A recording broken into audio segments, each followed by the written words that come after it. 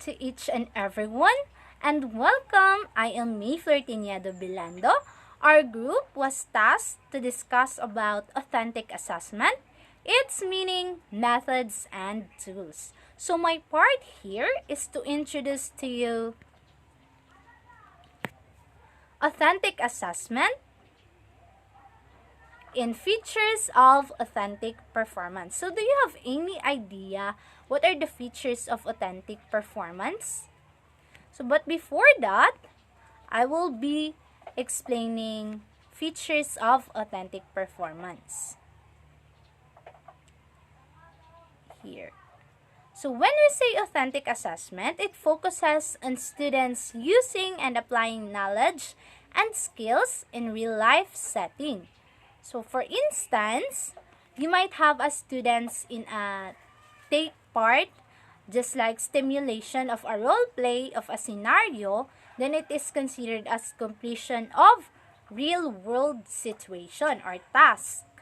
So for example is values education na subject, the teacher gives students an activity to portray or to have a role play on how they are going to help those people who are in need because of the may bagyo.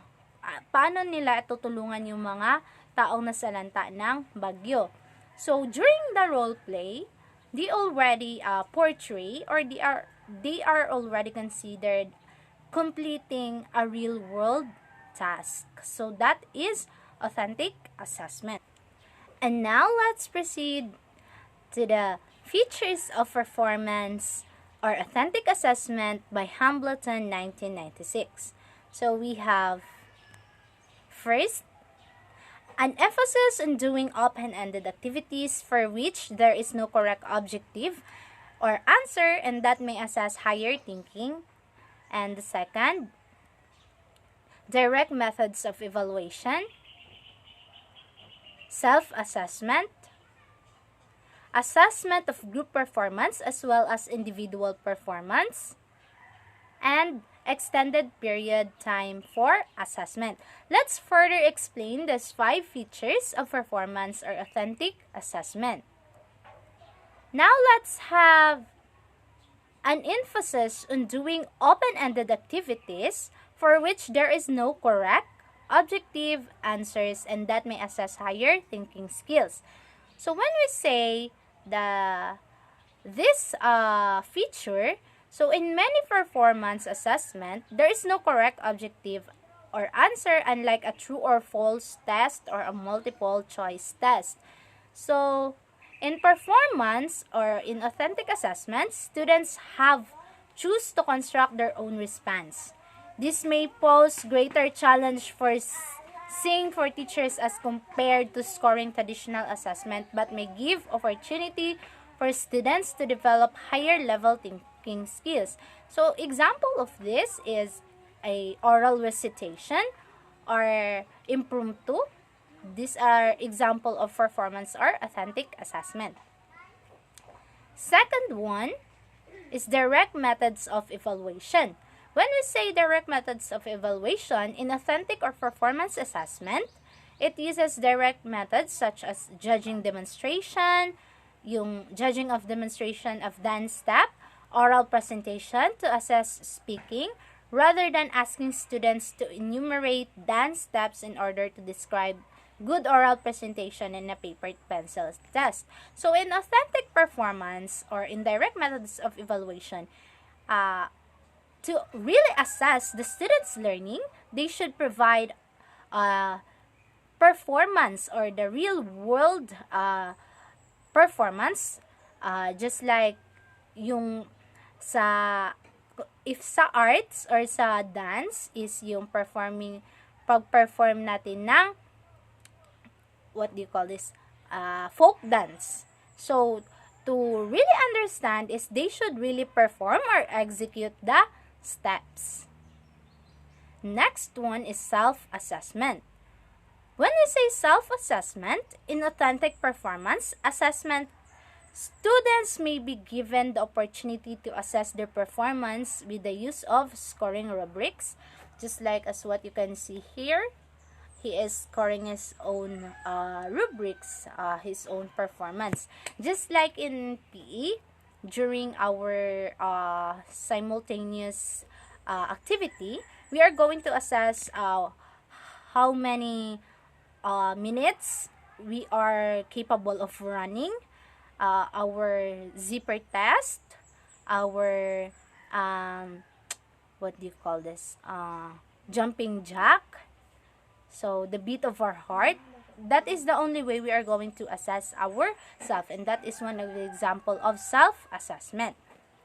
Now let's proceed to assessment of group performance as well as individual performance. So when we say this feature, so some performance or authentic assessment evaluate how students perform individually and how they perform as a group. So a group may be directed to come up with a capstone project, just like sa individual performance. What are the example of individual performance? Yung impromptu speech, reading of a poetry. However, yung by group, pwede dyan yung mga projects natin. In science, a project of laboratory projects. In English, ay a project of role play or radio broadcasting. That is some example of assessment of group performance and assessment as a individual. Halimbawa, yun sa radio reporting, you are graded as a group with the performance that you have, and you are also graded as individual. In individual, the rubrics gives emphasis on how the way you speak, the way you give emphasis, and the way how you handle the part that you are introducing in the radio broadcasting. And as a group, the whole performance will be assessed during for group assessment. So that is another feature of authentic assessment. Another one, or the last one, is extended period of time for assessment. We have here. So, in performance or authentic assessment, it usually requires an extended period, just like sa dramatization. So, yung given time nyo is 15 minutes. Pero hindi pa natapos yung isang grupo na mag-perform, so the teacher would extend, okay, I will extend another 10 minutes in your presentation. So, that is one of the features of authentic assessment, where teachers usually extend or teachers requires to extend period of time.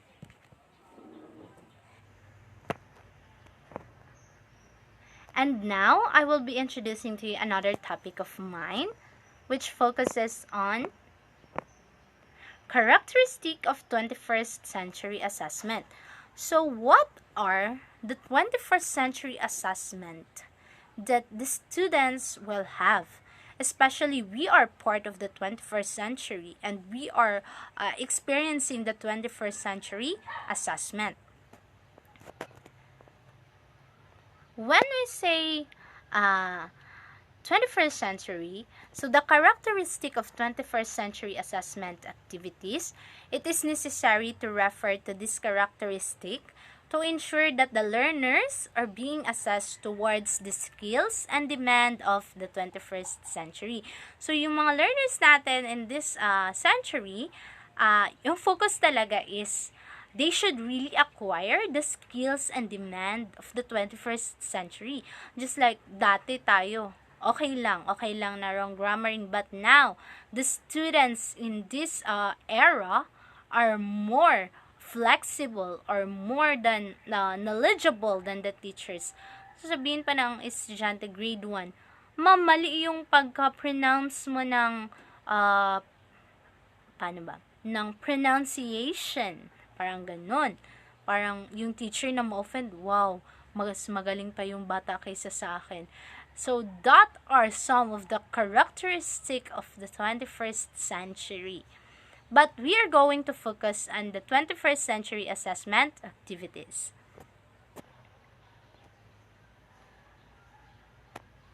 So, characteristic of 21st century assessment.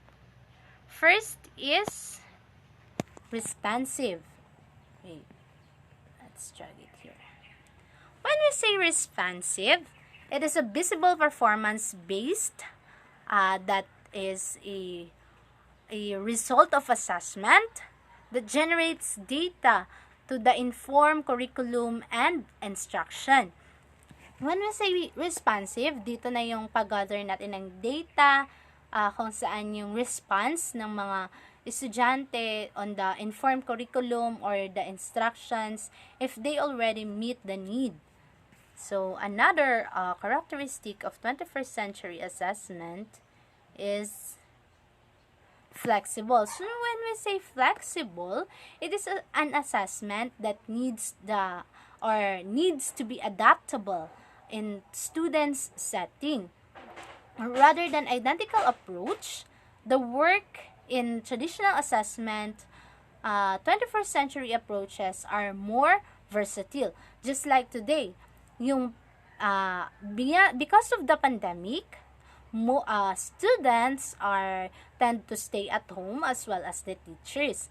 So, yung mangyayari is, magkakaroon ng new form ng education.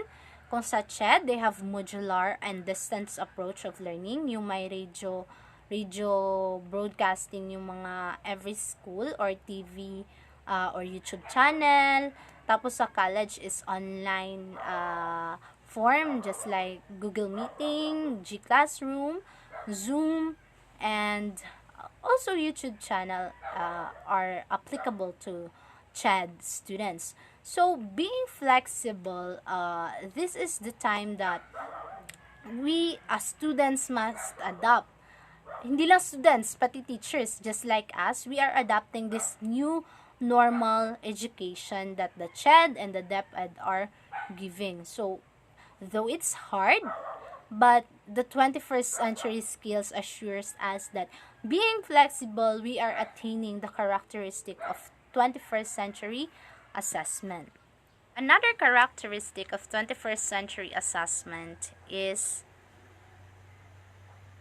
integrated. When we say integrated, it is an assessment to be incorporated into day-to-day practice rather than add-ons at the end of the lesson or during a specified week of a school calendar. So, dapat pala is day-to-day siya. Hindi yung, halimbawa, yung span ng lesson mo is 1 week. So, hindi pwede na at the end of the week na. Dapat every day or every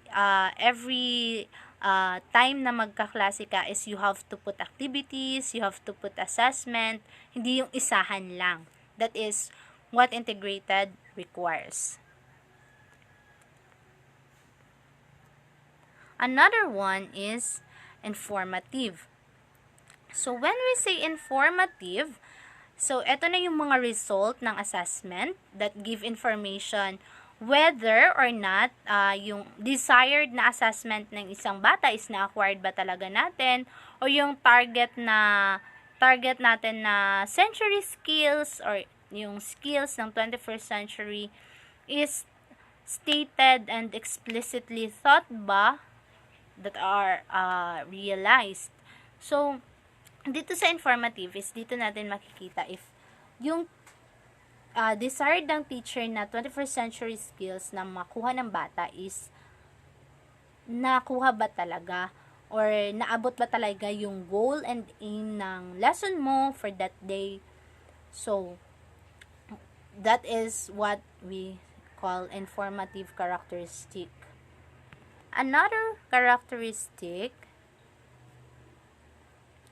is multiple method. Okay. When we say multiple methods, dito na yung assessment na continuum.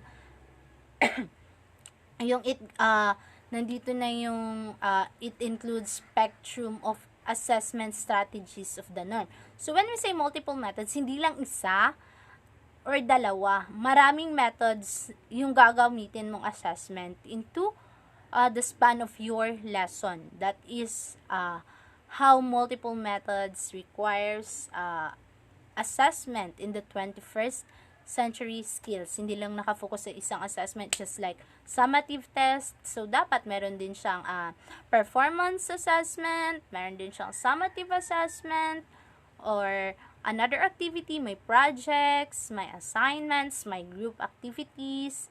So, ganun yung multiple methods of assessment na makukuha sa in the 21st century assessment. Another method is the communicated. So, when we say communicated, ito yung communication assessment. It is where data is clear and transparent for all stakeholders. Nandito na yung, halimbawa, sa lahat ng grade level,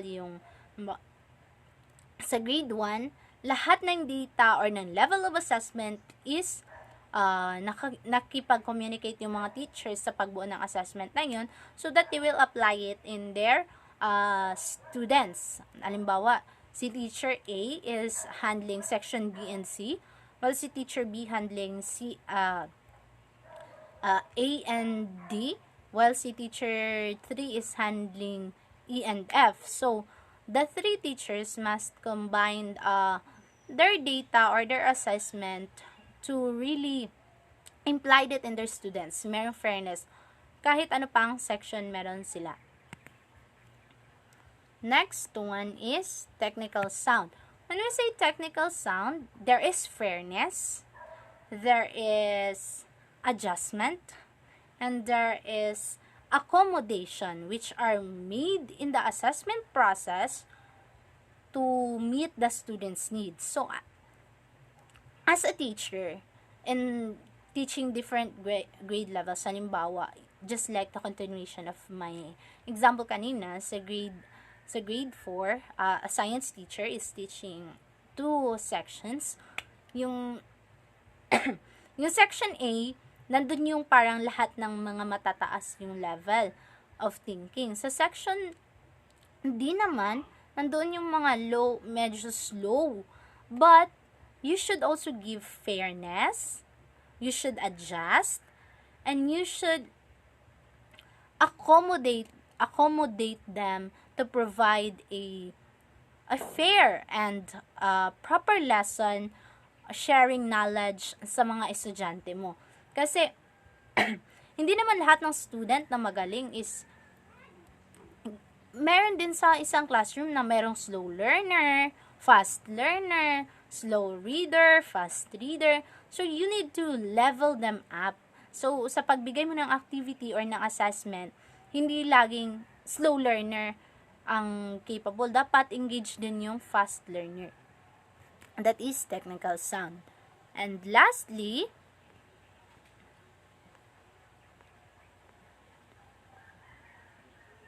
systematic.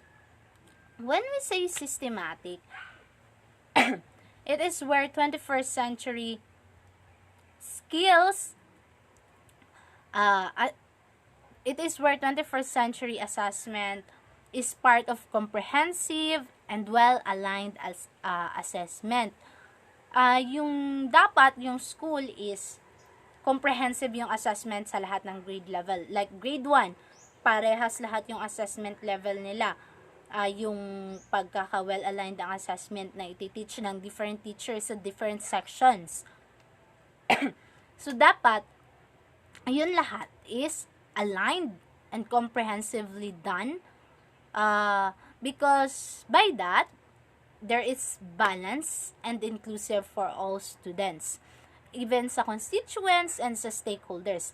At least, hindi naman babother yung ibang teachers na, ay, ano, ituturo ko sa mga estudyante ko na ganito, ganyan. Tapos, yung isang teacher na, wow, galing-galing ni ma'am, meron siyang idea. So, dapat, lahat, comprehensive, pinag-isipan, you have to communicate on how you are going to teach such lesson sa mga estudyante with same grade level. And this systematic characteristic, it is designed to support improvement at all levels. Hindi lang yung grade 3 level, pero yung section D, nandun yung medyo hindi mga matatalino, nabibehind sila. Uulitan naman sila ng grade 3.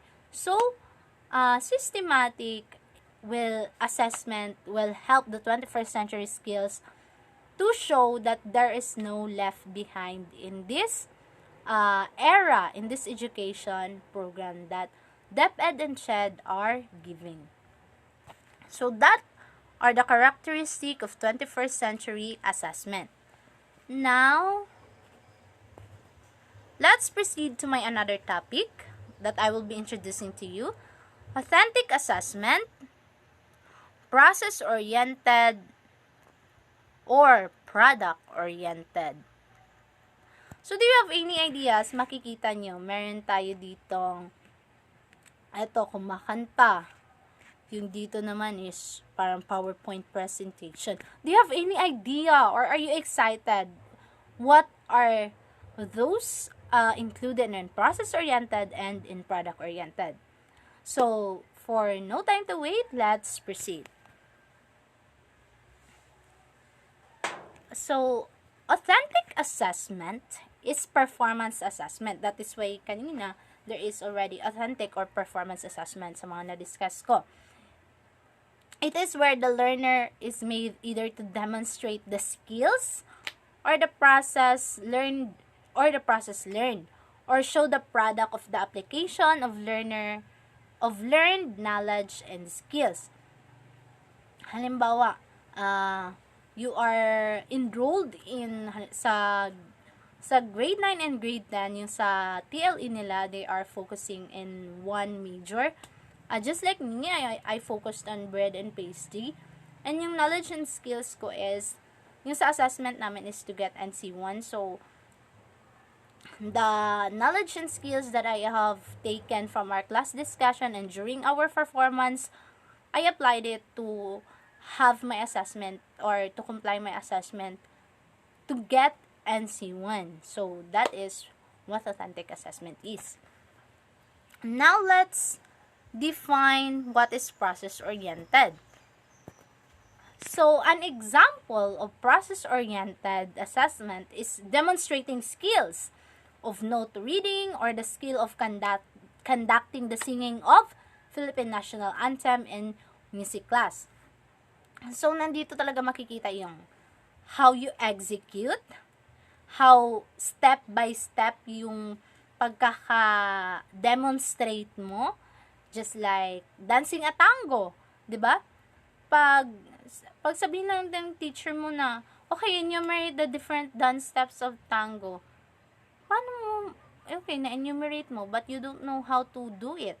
That is why process-oriented is created to really execute, demonstrate, and illustrate the different skills and the different learning that the students must learn. Parang sa, yung iba nag-college na lang, hindi pa alam paano mag-conduct ng Philippine National Anthem, di ba? Well, as what teachers must also provide it to the students para hindi naman magiging behind yung estudyante nyo pagdating sa college. Another is product-oriented. When we say product-oriented, an example of product-oriented assessment is PowerPoint presentation, a position paper, or a poem composed. I am one of a poem composer, so I composed a lot of poems. Accordingly, about 100 plus na, and I compile it in my notebook.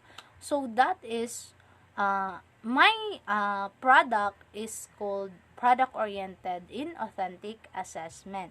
Just like this one, our PowerPoint presentation, it is also considered as product-oriented.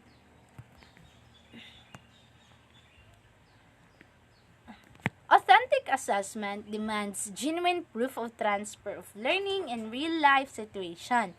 Other terms for authentic assessment are alternative assessment, direct assessment, and non-traditional assessment. So, when we say alternative assessment, The term alternative implies that there is mode of assessment other than usual traditional paper and pencil test. So, alternative. Kaysa sa mag-paper and pencil test, why not gawin na lang nating oral presentation? Why not gawin na lang nating impromptu speech yung lesson? Or gawing role play. So, the students really, to show that the students really understand what was the lesson about or reporting. So, that is alternative assessment. Another is the direct assessment, which means that the learner has to demonstrate concretely the knowledge and skills. So, dito nakapalod sa direct assessment yung demonstration. Halimbawa, sa painting, the steps on painting, i-demonstrate talaga ng bata. Hindi lang sa panonood ng anong gina-present ng teacher. Pero dapat gagawin talaga nila. Sila yung mag-paint, sila yung mag-draw, sila yung maglagay ng color combination, and everything else. And yung sa non-traditional assessment, it is the yung other or the other phase of the contrast of traditional assessment. Yung traditional assessment kasi it uses pencil and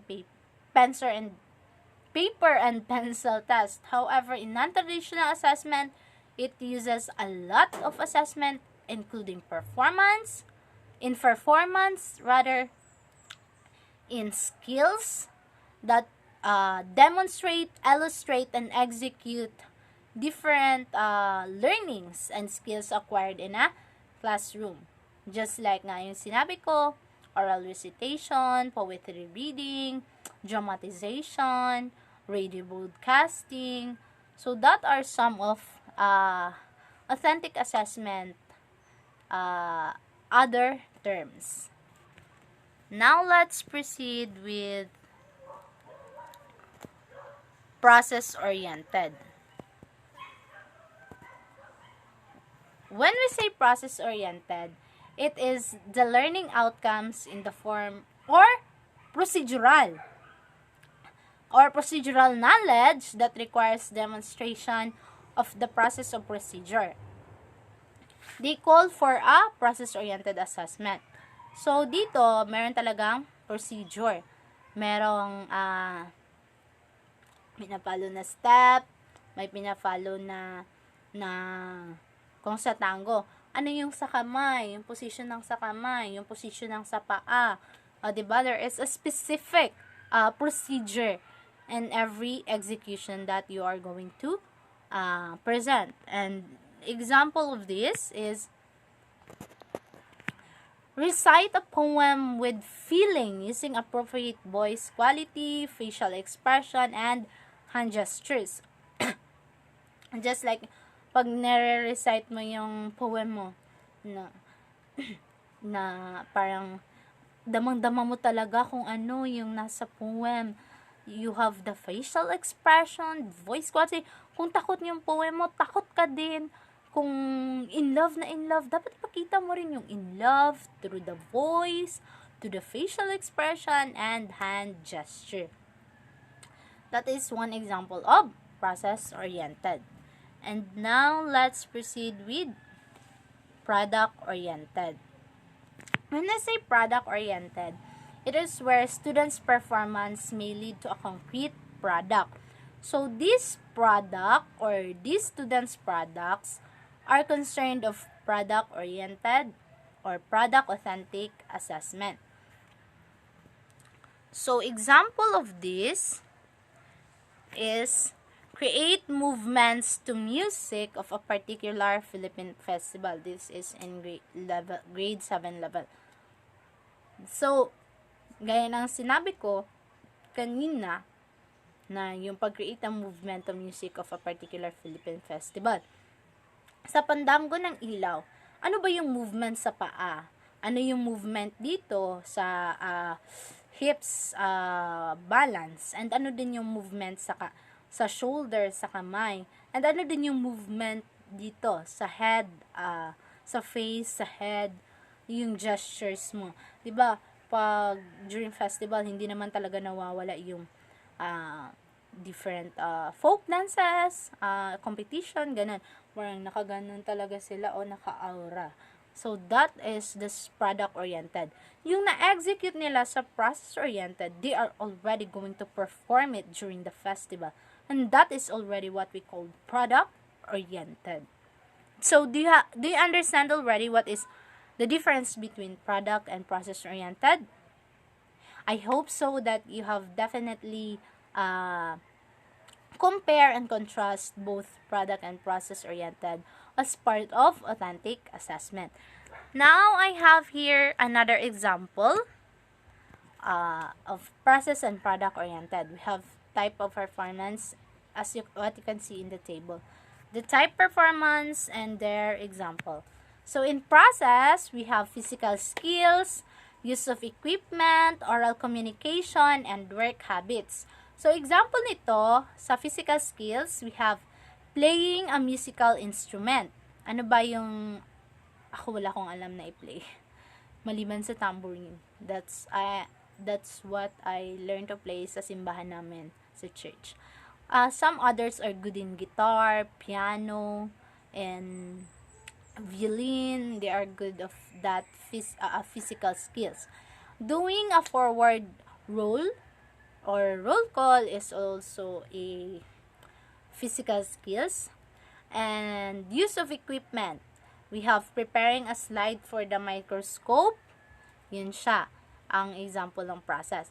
And for the oral communication, we have reading aloud and conversing in foreign language. And sa work habit naman is working independently. Yun yung type of process. And for the product, we have constructed object, written essay, themes, reports, and term papers. We have other academic products that demonstrate understanding of concepts. So, example ng constructed object is wooden bookshelf, set of wheels and handmade apron, and watercolor painting. Ito na yung mga na-construct na object natin. Kung panday ka, pwede yung wooden bookshelf. Kung magaling ka magluto, ay sa pananahe, yung gagawin mo is handmade apron. And yung pag magaling ka naman sa arts, we have watercolor painting. And written essay, themes, reports, and term papers, example niyan is laboratory report. Kung nag-lab kayo sa science na subject nyo, you will going to do laboratory report about ano nangyari sa experiment, ano yung naging, paano yung process niya, and then after the process, ano yung result. That is the laboratory report. And another one is term paper on theatrical conventions in Shakespearean's day. So, ayun, gagawin mo ng term paper yung convention nung Shakespearean's day. And lastly, for another academic products that demonstrate understanding of concept is model or diagram of a structure like flower, planetary system, at saka concept map. Kasi doon natin ma-elaborate kung ano talaga yung understanding, like comparing and contrasting what is process oriented and what is product oriented in authentic assessment. So, I hope that you have learned a lot with this process and product oriented in authentic assessment. I think that would be all. Thank you for listening. God bless and keep safe, everyone. I am once again, Mayflair Bilando presenting